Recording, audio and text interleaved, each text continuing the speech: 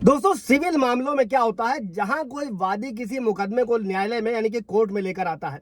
और सिविल मुकदमे क्या होते हैं दोस्तों, मान लीजिए तलाक का मुकदमा है, मेंटेनेंस का मुकदमा है, अंतरिम मुकदमा है, कई सारे जो मैट्रिमोनियल डिस्प्यूट है वो सब सिविल मुकदमों में ही आते हैं। इसके अलावा कुछ लैंड डिस्प्यूट भी होते हैं, वो भी आते हैं, वो एक अलग मुद्दा है। लेकिन आज यहाँ पर समझते हैं तलाक, मेंटेनेंस और चाइल्ड कस्टडी से रिलेटेड जब भी कोई सिविल मामला मुकदमे में आता है दोस्तों, तो क्या होता है, उस मुकदमे से संबंधित वो प्रतिवादी को समन जारी किए जाते हैं और समन की तामील बता दी जाती है।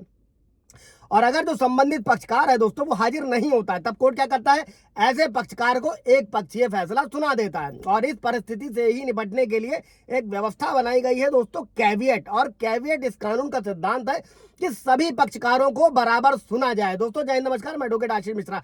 लाइक कर दीजिएगा, शेयर कर दीजिएगा, सब्सक्राइब कर दीजिएगा, ताकि ये इन्फॉर्मेशन और लोगों को मिल सके दोस्तों।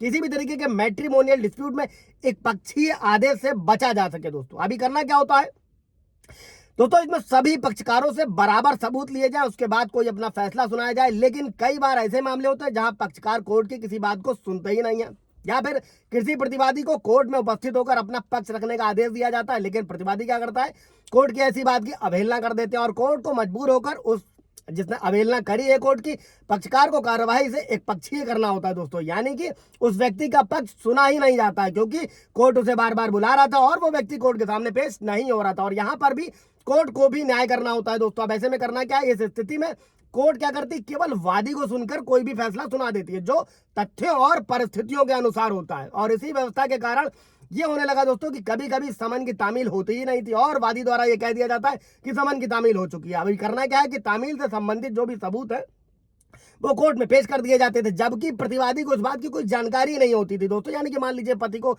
कोई जानकारी, इसलिए कैविएट जैसी व्यवस्था आई है दोस्तों।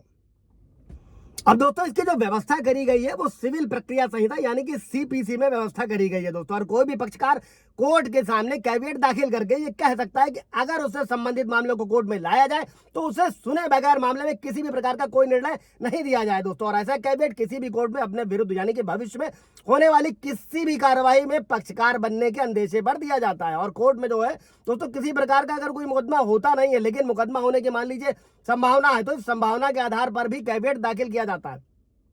जैसे कि फॉर एग्जाम्पल मान लीजिए अगर किसी व्यक्ति को लगता है, कोई व्यक्ति है या संस्था है, उसके विरुद्ध किसी प्रकार का सिविल प्रकरण किसी मामले को लेकर कोर्ट में ला सकता है।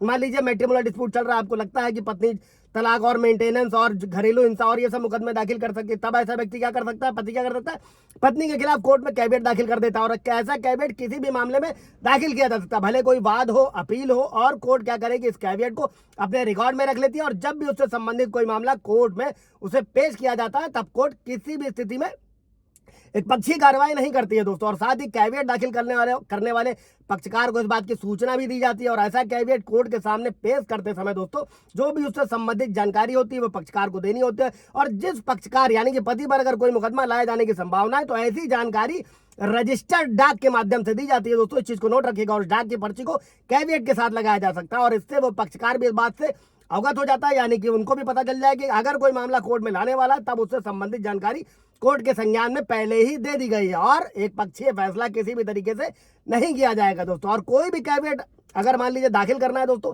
इसकी वैलिडिटी होती है 90 दिन, और 90 दिन के बाद उसकी वैलिडिटी खत्म हो जाती है और फिर इसका कोई कानूनी महत्व नहीं रहता। अगर कोर्ट को फिर से संज्ञान देना है तो नया कैविएट दाखिल करना होता है। अच्छा, इसको आप ऑनलाइन भी दाखिल कर सकते हैं अपने वकील से। आप किसी भी क्षेत्र में रह रहे हैं दोस्तों, तो कहीं से भी आप इसको दाखिल करा सकते हैं। इससे रिलेटेड कोई सवाल जवाब होगा तो कमेंट में पूछिएगा, क्लियर किया जाएगा।